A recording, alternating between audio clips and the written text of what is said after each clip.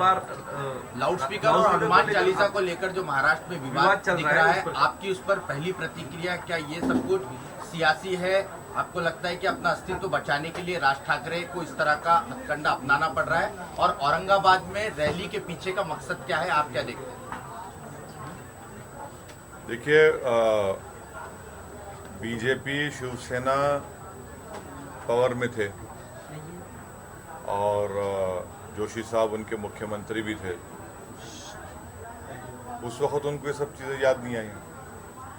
जब अब ये सब चीज़ें अचानक उठा रहे हैं और उठाने का मकसद एक ही है कि पूरे देश में जो अल्पसंख्यक समाज मुसलमानों के ताल्लुक से जो एक हेट को इंस्टीट्यूशनलाइज कर दिया गया है बीजेपी की तरफ से, ये उस इंस्टीट्यूशनलाइज हेट का प्रमोशन है ये, और कुछ भी नहीं है। तो इसीलिए हम देख रहे हैं कि जहाँ जहाँ बीजेपी की सरकारें हैं वहाँ पर रूल ऑफ लॉ नहीं है, बल्कि रूल बाय बुलडोजर चल रहा है। एक नया जूरिस्प्रूडेंस क्रिएट हो गया, बुलडोजर जूरिस्प्रूडेंस, क्योंकि वहाँ की बीजेपी की सरकार को कोर्ट पर, संविधान पर, पुलिस पर कोई भरोसा नहीं है। तो इसलिए कलेक्टिव पनिशमेंट के तौर पर मुस्लिम समाज को कलेक्टिव पनिशमेंट दिया जा रहा है, जो हमारे देश के लिए, हमारे देश की कॉन्स्टिट्यूशन के लिए, संविधान के लिए, देश की जुडिशल सिस्टम के लिए बहुत गलत है ये। और तीसरी बात ये है कि आप तमाम लोग जानते होंगे श्याम शरण साहब को। वो भारत के हमारे IFS ऑफिसर थे, फॉरेन सेक्रेटरी थे, देश के लिए बड़े इम्पोर्टेंट उन्होंने इंटरनेशनल एग्रीमेंट्स किए, देश के बहुत से सीक्रेट्स वो जानते हैं, जियोपॉलिटिकल सिनारियो को समझते हैं। उन्होंने अपने एक आर्टिकल में लिखा कि ये जो हेट इंस्टीट्यूशनलाइज कर दिया गया है, उन्होंने ये कहा कि अगर भारत के मुसलमानों में चंद लोग अगर रेडिकलाइज हो जाएंगे तो वो कैसा होगा। ये उन्होंने कहा, मैंने नहीं कहा, उन्होंने कहा ये। तो ये बीजेपी को ये सोचना चाहिए और ख़ास तौर से देश के प्रधानमंत्री को अपनी चुप्पी को तोड़नी चाहिए, खामोशी को तोड़नी चाहिए और रूल ऑफ लॉ को मजबूत करने की ज़रूरत है। जो बदकिस्मती से, बदबख्ती से बीजेपी उस रूल ऑफ लॉ को, हमारे जो पूरा एडिफिस है वो हमारी लोकतंत्र का, वो कमज़ोर पड़ रहा है। सर, ये बीजेपी की तो बात आपने कही, कल भी हमने आपका एक वीडियो देखा था भाषण करते वक्त, जिस तरह की स्थिति है, आपके आंखों से आंसू झलक आए थे, वो तो बात आप बता ही रहे। लेकिन ये जो राज ठाकरे की खास तौर से राजनीति महाराष्ट्र में देखने को मिल रही है, इसको आप कैसे देखते हैं? क्या है, दो भाइयों का झगड़ा है वो, मेरे को क्या करना है उसमें? हमारा बोलना इतना है कि लॉ एंड ऑर्डर खराब नहीं होनी चाहिए। लॉ एंड ऑर्डर सुप्रीम है, पीस को हमेशा बरकरार रखना चाहिए और इसकी जिम्मेदारी पीस को मेंटेन करने की ये 1 in 3 सरकार जो है, इनकी जिम्मेदारी है और पुलिस की भी जिम्मेदारी है, हमारी भी जिम्मेदारी है और जनता की भी जिम्मेदारी है। मगर प्राइमरी जिम्मेदारी जो है वो यहाँ की सरकार की है, वो महाराष्ट्र के पीस को मजबूत रखे, उसको बरकरार रखे। ये इनको हम इतना ही कहना चाहेंगे। लेकिन यहाँ पर 144 धारा लगाई कुछ दिन पहले औरंगाबाद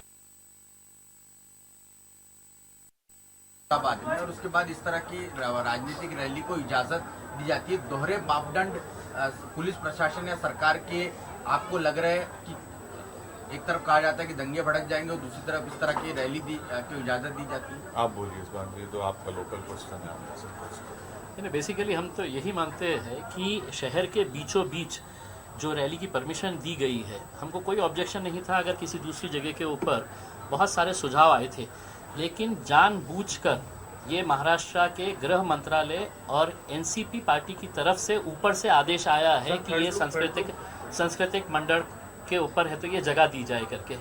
तो अगर शहर में ये जानते हुए कि ईद का माहौल है, इतने सारे लोग बाजारों के अंदर है, बच्चे हैं, औरतें हैं, सब बाजार के अंदर है। भी आने वाला है ना वो। अक्षय मतलब सारे त्योहार का जो है 2 साल के बाद है, तो लोग है तो मार्केट के अंदर आए हैं, दुकानदार जो है वो पूरा अपना सामान भर के रखे हुए है, और ऐसे माहौल के अंदर उन्होंने यहाँ पर परमिशन देना, कहीं ना कहीं ये एक ऐसी एक चाल चली जा रही है जिसके अंदर उन्हें कोई फ़र्क नहीं पड़ता है कि शहर का माहौल ख़राब हो, ज़िले का माहौल ख़राब हो, हमने परमिशन दे दिया तो आओ भाषण दो और आपको क्या करने का है करके। तो ये बहुत ही आपको लगता क्यों है कि माहौल खराब होगा राज ठाकरे के स्पीच के बाद में? देखिए, ऐसे मुद्दे उठाएंगे वो कि जो माहौल खराब हो जाए?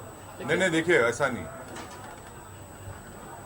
सरकार की जिम्मेदारी है कि वो ना सिर्फ औरंगाबाद, महाराष्ट्र प्रदेश में वो पीस को बरकरार रखे, वो उनकी जिम्मेदारी है, क्योंकि परमिशन देना नहीं देना वो उनका प्रेरोगेटिव, हमारा नहीं है। अब उनको इस जिम्मेदारी को निभाने की जरूरत है। नहीं, लेकिन आप जिस प्रकार बार बार आपके बोलने में महाराष्ट्र सरकार का जिक्र आ रहा है, लेकिन महाराष्ट्र सरकार क्या आपको लगता है, क्योंकि राज ठाकरे ने उनकी जो गुड़ी पड़वा रैली थी उसमें भी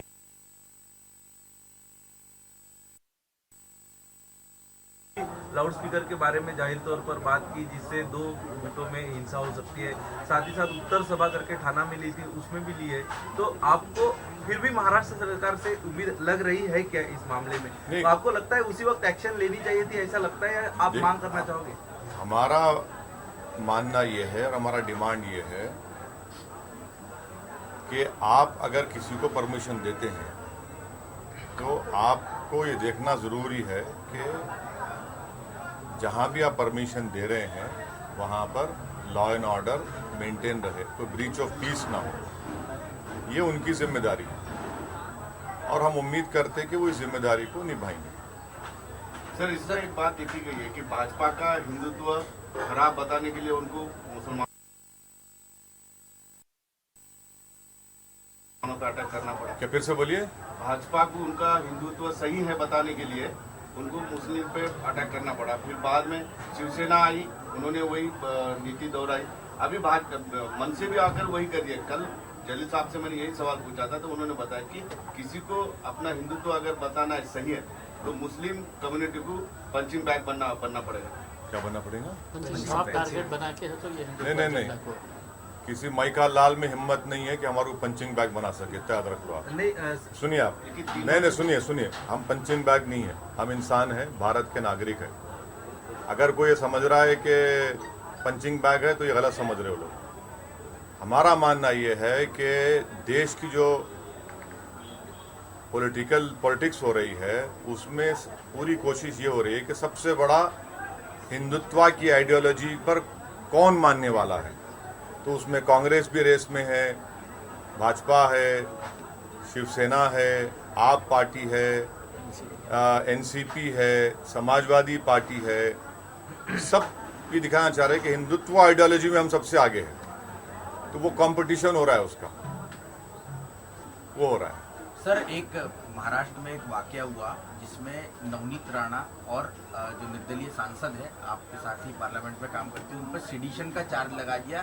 केवल इतना मेरा समझ गया सबका सवाल। हाँ। सबसे पहली बात तो ये है, अगर मैं और इम्तियाज जलील साहब ये बोल देंगे कि मैं देश के प्रधानमंत्री के घर के सामने जाकर सूरह यासीन पढ़ूंगा, माने कुरान में चैप्टर है, आप क्या बोलेंगे? बोले हम कॉल करेंगे। आप तो rapid action force, CRPF, BSF लगा के गोली चला देंगे, है ना? वो तो ठीक नहीं है। दूसरी बात ये कि सेडेशन चार्ज लगाना as a student of law, वो चार्ज आप वो सुप्रीम कोर्ट में बता चुकी है कि उसमें it has to be followed by violence, और वो बहुत ही सुप्रीम कोर्ट खुद हटाने वाला है, उसको हटा के हियरिंग करने वाला है उसके बारे में। तो सेडेशन चार्ज लगाना मेरे ख्याल से ये लगा दो, डाल दो अंदर, वैसा नहीं है। तो सेडेशन के बारे में मेरा मानना है कि सुप्रीम कोर्ट जो उसको अभी देख रहा है वो बिल्कुल सही देख रहा है सुप्रीम कोर्ट, मगर उनका ये कॉल करना, मेरे को कोई ना उनसे मोहब्बत है पॉलिटिकली, ना जिसके घर पे जा रहे थे उनसे मेरे को पॉलिटिकली मोहब्बत है। मगर अगर हर कोई ये बोलेगा कि नहीं मैं अब इम्तियाज जलील घर के सामने नहीं करूंगा, तो मेरे घर के सामने क्यों आएंगे भाई आप? नहीं सर, आप तो बॉम्बे हाई कोर्ट ने भी जो ऑब्जर्वेशन किया है कि आप एक इलेक्टेड रिप्रेजेंटेटिव हैं, आप पे भी एक जिम्मेदारी है होती। आप प्रोटेस्ट करिए, प्रोटेस्ट करने से किसको कौन रोकते हैं आपको?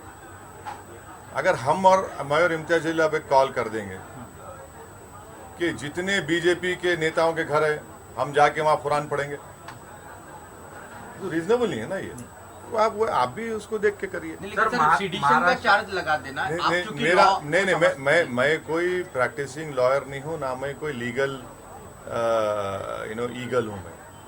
वो तो मगर मेरे छोटा मोटा जो लॉ मेरे को मालूम, सेडेशन चार्ज लगाने से प्रूव नहीं होता, क्योंकि मुझ पर भी चंद्रबाबू नायडू 1996 में और 98 में मेरे को सेडेशन लगाए थे, प्रूव ही नहीं कर सकते आप, सिवाय इसके कि दगा दिए पेपर में, मीडिया में आप लोग उछाल देते। बट सुप्रीम कोर्ट राइटफुली उसको अभी एग्जामिन कर रहा है। सर, महाराष्ट्र के एपी के प्रदेशाध्यक्ष जयंत पाटिल, उन्होंने कुछ दिनों पहले मीडिया में एक बयान दिया था कि जो माहौल महाराष्ट्र में चल रहा है, इस माहौल में अभी ओवैसी की एंट्री होगी और ये माहौल खराब करने की साजिश चल रही है राज ठाकरे, ओवैसी हो या तमाम पार्टियों द्वारा।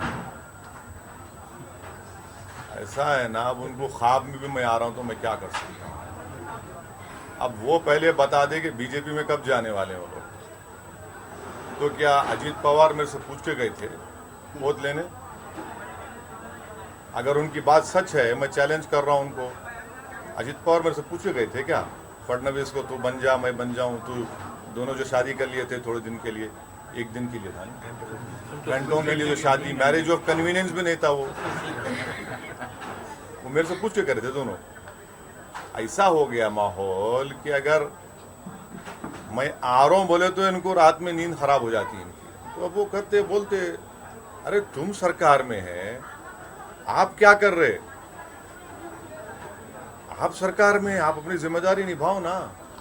ओवैसी जी, संजय राउत जब राज ठाकरे की आलोचना करते हैं, उनका कहना है कि राज ठाकरे ये हिंदू ओवैसी है। इस बात को आप किस तरह से देखते हैं? देखिए, खींचे जा रहे हैं। अब देखिए ना, मेरे बाप का नाम ओवैसी है, अब्बा का नाम ओवैसी है। अब संजय राउत ऐसा क्यों बोल रहे मेरे को नहीं मालूम। उनको नहीं बोलना चाहिए ऐसा, उनको ऐसा नहीं बोलना चाहिए। मैं इतना ही कहूंगा, उनको ऐसा नहीं बोलना चाहिए संजय राउत। ऐसा है ना, संजय राउत तो उस घराने से ताल्लुक है उनका, वो जिम्मेदार आदमी है। अब संजय राउत अगर अपने लीडर के घर का फ्रस्ट्रेशन मेरे पे क्यों निकाल, मेरे को उससे क्या करना है? वो भाई भाई का झगड़ा है ना, तुम बिठा के मिला दो उन लोगों को। अरे ओवैसी ओवैसी ये सब क्या, तुम क्या जो तुम बीजेपी के साथ इतने साल जो हनीमून मनाए वो क्या था? मोदी को वोट दो बोले आप 2014 में 19 में, वो क्या था? तुम तो 370 पे साथ दिए। तो ये बकवास है ये, और क्या है? अब तो हालात ऐसे हैं कि जो मस्जिदों से लाउडस्पीकर हटाने का मुद्दा है, आपका उस पर क्या व्यू है? देखिए हमारा मानना ये है ना कि आप क्या करने वाले हैं। मैं मुख्यमंत्री हूं क्या? जिस दिन इम्तियाज जलील मुख्यमंत्री बन जाएंगे हम बता देंगे आपको क्या को अल्टीमेटम दिया तो क्या करते हम। ये तो सरकार को बताना है ना। लेकिन आपके कार्यकर्ताओं को आप क्या कहेंगे कि अगर हनुमान चालीसा बजाई जाती है? सभी देखिए, एक बात है, हम पीस और अमन को मजबूत करो बोल रहे हैं, मगर आप जैसा बोल रहे हैं हम पंचिंग बैग नहीं है, हम पंचिंग बैग नहीं है। सर, बात मुसलमानों के सॉफ्ट कॉर्नर करने की हो रही है। हाँ, बात मुसलमानों के सॉफ्ट कॉर्नर हम बता रहे हैं, सॉफ्ट टारगेट किया जा रहा है। इसी बीच में बीजेपी ने एक और एलिगेशन लगाया है कि जो गोरखपुर कांड में जो अब्बासी हैं वो आईसीएस के लोगों से सोशल मीडिया के जरिए बातचीत करते थे और कई सारे ऐसे प्लान्स को भी वो ऑनलाइन सर्च करते थे। तो ये भी एक मुसलमान व्यक्ति भी क्यों है? ये अब्बासी भी एक मुसलमान व्यक्ति ही है और वो आईसीएस से कनेक्टेड था। तो एक बार दोबारा आज आपको मालूम आज क्या हुआ? कल अयोध्या में क्या हुआ? मुसलमानों की नमाज की टोपी पहनकर मुसलमानों की ही मस्जिद में ले जाकर सुअर का गोश्त फेंके और पकड़े गए। कौन था? वो बजरंग दल के ऑर्गेनाइजेशन से था। कौन थे भाई ये लोग? जहां तक सवाल टेररिज्म का है तो फिर ये इखलाक को, पीलू खान को, रकबर को मारने वाले कौन है भाई?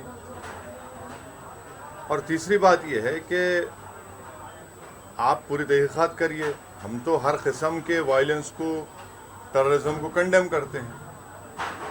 आज ही बेंगलुरु में कर्नाटका में एक साहब जो है मस्जिद में चले गए कल, जहां पर लेडीज मुस्लिम नमाज पढ़ रही थी, कपड़े उतार दिया उनके सामने जाके और गाली देना शुरू कर दिया।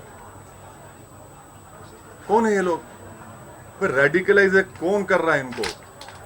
मैं शुरू से कह रहा हूं रेडिकलाइजेशन हो रहा है। और मैं तो मेरे पे जो गोली चली, मेरी गाड़ी पे गोली चली, तो मैं किसी समाज को ब्लेम नहीं किया। मैं बोला वो रेडिकलाइज क्यों हुआ? आप रेडिकलाइजेशन पे रोको ना, उसको रोक लगाइए। रेडिकलाइजेशन पे रेडिकलाइजर कोई भी हो रहा है उसको रोक लगाइए। क्यों हो रहा है उसके आपको मालूम, मगर आप तो खामोश बैठे हुए हैं। सर 2019 में लोकसभा चुनाव न लड़ते हुए भी जिस प्रकार ने राज ठाकरे ने एक अलग अंदाज में मोदी के खिलाफ प्रचार किया था, और अभी हालात ऐसे हैं कि नहीं मगर बी टीम में नहीं हम पूरा डील हम कर लेते। अब आप देखो, आप हम लड़के शिवसेना को हराए। हाँ, वो तकलीफ है संजय राउत को कि औरंगाबाद की हिंदू मुस्लिम दलित जनता ने शिवसेना को हरा दिया, तो वो उन गुस्सा मेरे पे कभी कभी निकाल लेते। सर आखिरी सवाल मेरा ये है, मेरी तरफ से आखिरी सवाल ये है कि फिर एक बार कल की सभा में हो सकता है कि औरंगाबाद का नाम संभाजी नगर किया जाए। इस मांग को आगे बढ़ाते हुए सरकार पर दबाव बनाएंगे। सर आपकी और सर की दोनों की प्रतिक्रिया चाहिए। बोलते यार क्या तुम इम्पोर्टेंस दे रहे थे लोगों को? आप लोग खामखा धूप में एक बात सुनिए क्यों इतना धूप में टाइम खराब कर रहे हैं आप? जाइए ना। इफ्तार का निमंत्रण दिया है राज ठाकरे जी को, क्या कहना चाहिए, कैसा है, आपकी क्या भूमिका है उसमें? अब वो दावत दिए चुके हैं, वो दावत मेजबान आप है, पूछिए मेजबान से।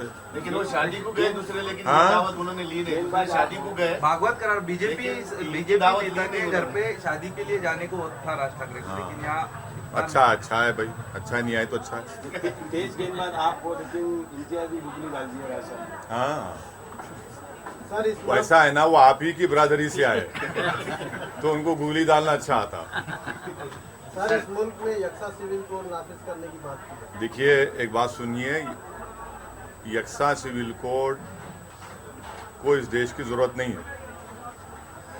हमको आप ये बताइए, आज बीजेपी अमित शाह साहब ये सब बोल रहे हैं, आपको मालूम गोवा में जो सिविल कोड है, कैसा सिविल कोड है?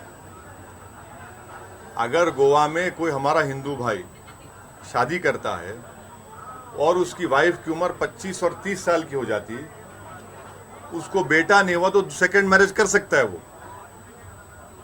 अब इस पर क्या बोलेंगे बीजेपी वाले? सरकार आपकी है वहां पर।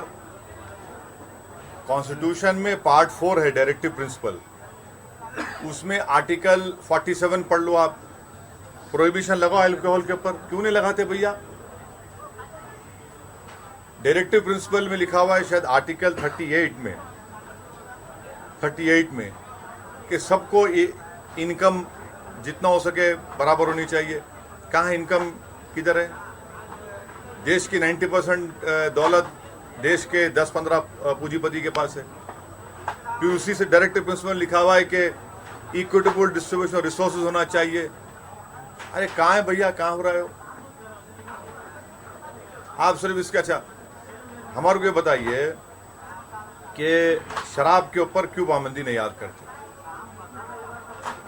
शराब लगाओ ना पाबंदी, बंद करो शराब। बीजेपी जाना सरकार में, आप डायरेक्टिव प्रिंसिपल्स का महात्मा गांधी ने खुद बोला था, जैसा आपने गुजरात में लगाया, चलो वैसा ही थोड़ा बहुत करके लगाओ ना, लगाओ आप जहाँ सरकार में। शराब पे आप नहीं लगाना, बंद नहीं करना चाहते। क्यों बंद नहीं करना चाहते? क्योंकि शाम में 6:30 बजते कि आपको होना, आपको ठंडा होना आपको, नहीं तो आप ढीले पड़ जाते। लगाओ ना, आप लगाओ। वो तो मैं तो उसको गंदी चीज बोलता हूँ। पूरी बुराइयों की जड़ शराब है, जिसकी वजह से भारत में हर साल मेरे ख्याल से 2 या 3 लाख लोग मरते एक्सीडेंट में, आधे ज्यादा तो शराब पी के टक्कर मारते। महिलाओं पर वायलेंस होता, बच्चों पे वायलेंस होता। आप बंद करो ना। अभी डायरेक्टिव प्रिंसिपल्स में लिखा हुआ है, शराब क्यों नहीं बंद करना चाह रही बीजेपी? बंद करो ना, चलो आपके स्टेट में लगा दो, बंद कर दो। आप आप वहां नहीं बंद करेंगे। तो यूनिफॉर्म एंड कॉमन कोड में जमीन आसमान का फर्क है कि दयाबागा स्कूल ऑफ थॉट रहेगा, मिताक्षरा स्कूल ऑफ थॉट रहेगा, बताओ हमारे को। और हिंदू अनडिवाइडेड फैमिली में टैक्स रिबेट मुसलमानों को, सिख को, क्रिश्चियन को क्यों नहीं मिलता भाई? ये राइट टू इक्वालिटी का वायलेशन नहीं है। और मेघालय, मिजोरम, नागालैंड में हमने कॉन्स्टिट्यूशन में उनके कल्चर को प्रोटेक्शन करने का वादा किया कॉन्स्टिट्यूशन में, आप उसको निकाल देंगे? हाँ, और मेरा जो कल्चर है मुस्लिम, वो आर्टिकल 26 का प्रोटेक्शन है मेरे को। इकोनॉमी बढ़ गई, कोयला निकालने के लिए आपको पैसेंजर ट्रेन को कैंसिल करना पड़ रहा, आपको अनएम्प्लॉयमेंट बढ़ रहा, महंगाई बढ़ रही, मगर आपको फिक्र है यूनिफॉर्म सिविल कोड की। हम इसके खिलाफ है और लॉ कमीशन खुद ये कह दिया कि भारत में यूनिफॉर्म सिविल कोड की जरूरत नहीं है। पीएम को लेटर दिए और पीएम साहब ने आपको जवाब दिए नहीं, उसके बारे में क्या कहना है? पीएम साहब प्रेस कॉन्फ्रेंस ही नहीं कर रहे 7 साल में, खाली अपने चहितों को बुला के 1-to-1 कर लेते, भिजा देते। लेटर का जवाब दिए नहीं ना, हाँ लेटर का जवाब दिए नहीं अभी तक। हाँ, क्या देंगे, दोनों कहाँ जवाब देंगे। जिस तरह से मुल्क में अक़लियतों पर मज़ालिम बढ़ रहे हैं, बैनुल अक़वामी सतह पर मुल्क को यानी हज़ीमत उठाना पड़ रही है। नहीं, ये तो सोचना है ना, तो मुल्क की बरसर इख्तिदार जमात जो है बीजेपी, उनको सोचना है। वो लोग तो मुसलमानों पे ऐलान जंग कर चुके हैं। सर, एक आखिरी सवाल होगा, 3 तारीख ईद का भी वक्त आ रहा है, जिस तरह से हम जिक्र कर रहे थे लॉ एंड ऑर्डर का कि राज ठाकरे द्वारा धमकी भी दी गई है, तो क्या कह सकते हैं कि सरकार ने रेगुलेशंस तो दी हैं, लेकिन ये साफ कहता है कि आप पहले कुछ कर देंगे, उसके बाद हम एक्शन लेंगे, तो क्या सरकार इंतजार कर रही है? हम यही बोल रहे हैं सरकार को, आप परमिशन दिए, आपकी जिम्मेदारी है कि महाराष्ट्र में पीस होना चाहिए, आपकी जिम्मेदारी है, आप इस जिम्मेदारी को निभाइए आप। हम भी यही चाहते हैं कि महाराष्ट्र में अमन रहे और इंशाल्लाह अमन रहेगा। अगर कोई धमकी दे रहा है, कोई ये बोल रहा है, तो फिर भाई सरकार बड़ी है या क्या बड़ी है, बताइए ना आप। सर, इम्तियाज सर ने पिछले महीने में एक प्रपोजल दिया था महाविकास आघाड़ी सरकार को कि उन्हें महाविकास आघाड़ी सरकार में ज्वाइन किया जाए, उस 3 पहिया गाड़ी को एक 4था पहिया MIM का लगाया जाए, क्या लगता है? उन्होंने बोल दिए, उधर से क्या हुआ फिर?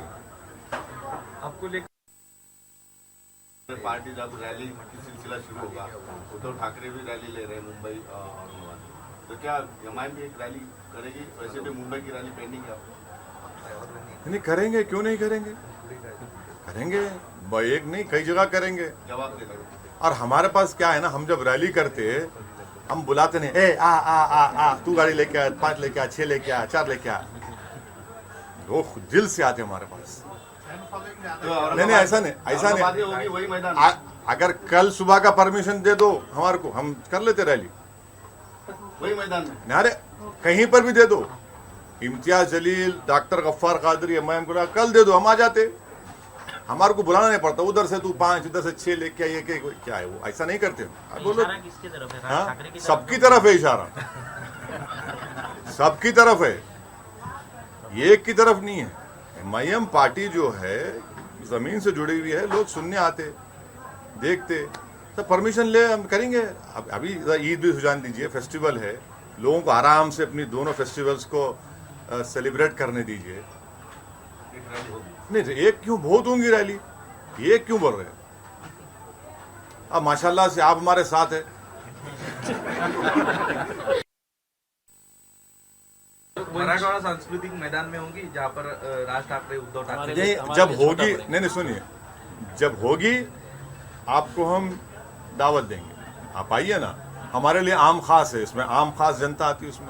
वंचित का अपने साथ छोड़ा है। हाँ, बहुत अच्छे पढ़े लिखे वेल ग्रेड पर्सन कहे जाते हो। कौन मैं? महाराष्ट्र में अच्छी नजर है, आपको क्या लगता है? बीजेपी बार बार कह रही है कि शिवसेना बहुत कमजोर होती जा रही है हिंदुत्व को लेकर। हाँ, बीजेपी कह रही है कि शिवसेना कमजोर होती नहीं, मैं आप इसी रिलेटेड सवाल के जवाब में मैंने अभी कहा कि पूरे देश में कौन हिंदुत्व आइडियोलॉजी पे ज्यादा वफादार है, उसका कंपटीशन चल रहा है, जिसमें सब पार्टी शामिल हैं, सब पार्टी शामिल हैं, सिवाय हमारा वो TRS को छोड़ के अभी तक पूरे लगे हुए उसमें दौड़ में, सब लगे हुए हैं, भाग भाग भाग भाग, उसी में लगे हुए हैं। आप देखो क्या जुमला दे रहे, क्या बोल रहे हैं लोग, क्या जबान इस्तेमाल कर रहे हैं। तो शिवसेना कमजोर होती जा रही है या स्ट्रांग होती देखिए ये मेरा काम नहीं है। आपकी नजर रही? नहीं, मेरी नजर मेरी पार्टी पे, मेरी नजर डॉक्टर गफ्फार कादरी पे, इम्तियाज जलील पे, हमारे लोगों पे नजर है। मेरी नजर दूसरों पे रहती ही नहीं। मेरे को क्या करना है, मैं यही चाहता हूं कि उनकी नजर मेरे को नहीं लगना। एक सवाल है, आखिरी बार हेलो, ये 2 साल के बाद ही अचानक राज ठाकरे क्यों जागे? अरे मेरे को क्या मालूम भाई, मेरे को नहीं मालूम। वो दखन की एक कहावत है, कभी कोई बासी कड़ी को उबाला।